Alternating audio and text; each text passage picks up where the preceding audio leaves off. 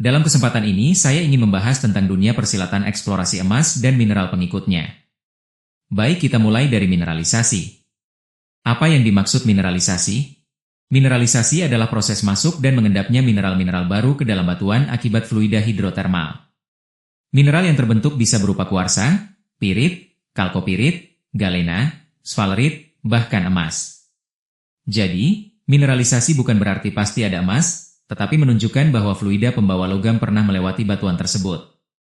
Lantas apa makna dari adanya mineralisasi pada suatu batuan vulkanik misalnya? Pertanyaan ini menyentuh inti dari eksplorasi mineral. Makna mineralisasi bukan sekadar ada mineral, tetapi merupakan bukti bahwa suatu sistem geologi pernah aktif. Mari kita uraikan. Pada batuan vulkanik, mineralisasi berarti batuan tersebut pernah dilalui oleh fluida hidrotermal yang membawa unsur-unsur terlarut dari kedalaman. Fluida ini dapat mengandung silika, sulfur, besi, tembaga, timbal, seng, arsen, antimon, perak, emas, dan unsur lainnya. Dengan kata lain, mineralisasi adalah rekaman jejak perjalanan fluida hidrotermal.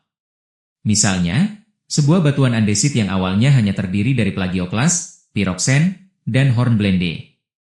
Ketika fluida hidrotermal naik melalui rekahan, fluida tersebut mulai mengisi rekahan dengan kuarsa, mengendapkan mineral sulfida seperti pirit atau kalkopirit, bahkan dalam kondisi tertentu mengendapkan emas.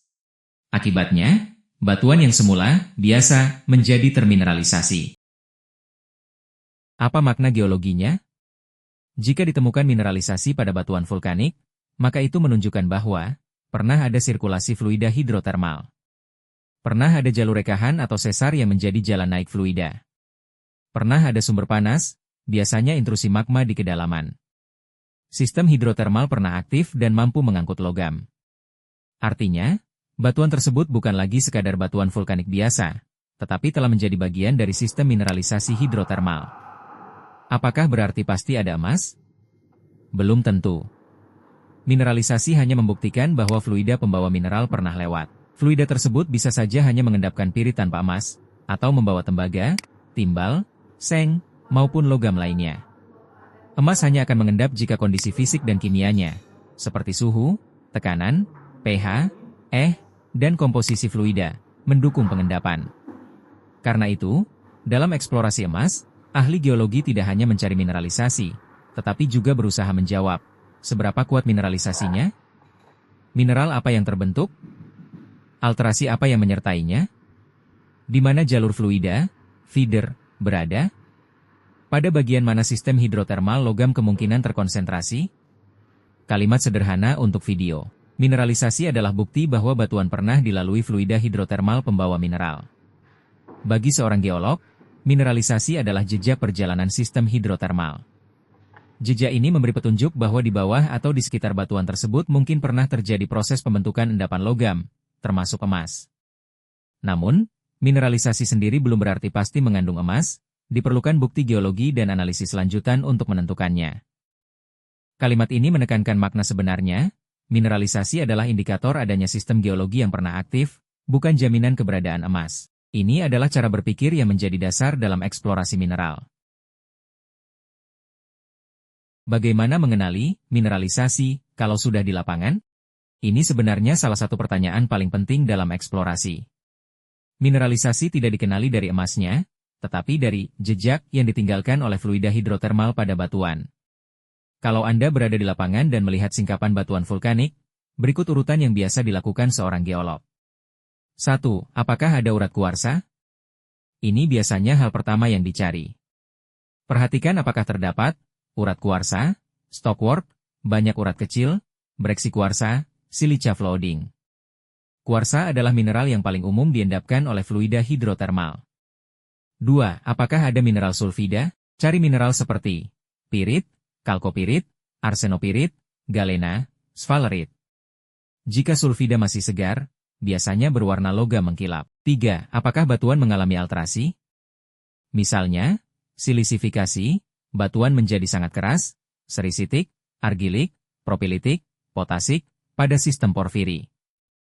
Alterasi menunjukkan bahwa fluida panas pernah bereaksi dengan batuan. 4. Apakah terdapat oksidasi? Jika sulfida telah melapuk, biasanya muncul goetit, limonit, hematit, jarosit.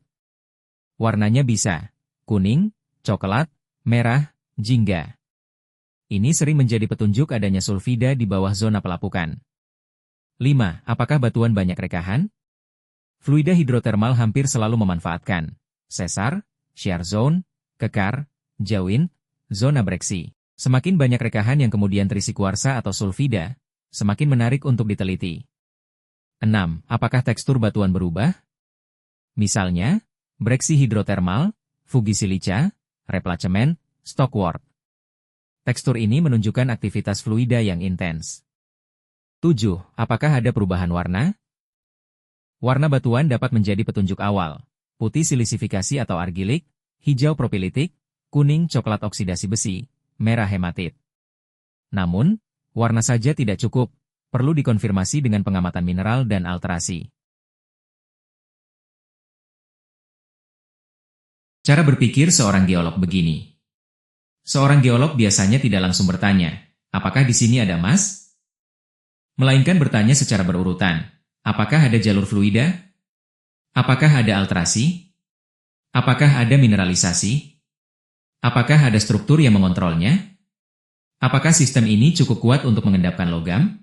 Jika jawaban untuk pertanyaan-pertanyaan tersebut semakin banyak iya, maka prospek menjadi semakin menarik. Kesimpulan sederhananya. Bagaimana mengenali mineralisasi di lapangan? Carilah jejak yang ditinggalkan fluida hidrotermal, urat kuarsa, mineral sulfida, alterasi batuan, oksidasi besi, rekahan yang terisi mineral, serta perubahan tekstur dan warna batuan. Semakin banyak indikator ini muncul bersama, semakin besar kemungkinan batuan tersebut merupakan bagian dari sistem mineralisasi. Namun, keberadaan mineralisasi tetap perlu dibuktikan dengan pemetaan, analisis mineral, dan uji laboratorium untuk mengetahui apakah logam ekonomi seperti emas benar-benar hadir. Pendekatan seperti ini juga menghindari kesalahpahaman bahwa satu indikator saja, misalnya kuarsa atau warna coklat, sudah cukup untuk menyimpulkan adanya emas.